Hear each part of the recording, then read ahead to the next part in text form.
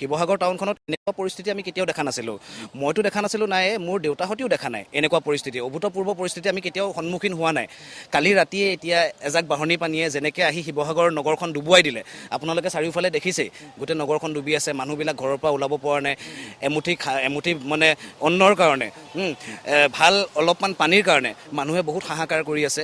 অলপ আগত আপোনালোকৰ চেনেলৰ মাধ্যমে দেখিলোঁ মই, আমাৰ বিধায়ক ডাঙৰীয়া অখিল গগৈ ডাঙৰীয়াও আহিছিল, তেওঁ দুই এষাৰ কথা ক'লে, আশ্বাস দি গৈছে।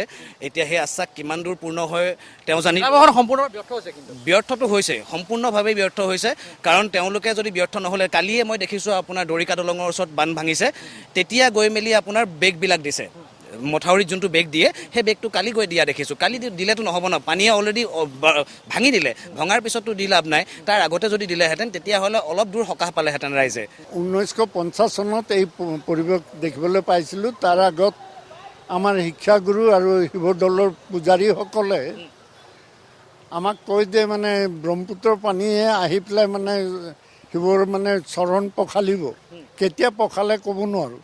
কিন্তু 1950 চনৰ বৰ ভূমিকম্পৰ প্ৰায় 5 দিনৰ পাছত দৰবাৰ ফিল্ডৰ ওচৰত মথুৰি ছিগিছিল দিখৌৰ আৰু দিচাংমুখত ব্ৰহ্মপুত্ৰৰ মথুৰি 2 জেগাত অফলা আৰু লেপাই গাঁৱত ছিগিছিল। তাৰ পানী আহি এই বাবুপট্টিতটো মানুহৰ মূৰটোহে ওলাই থাকে।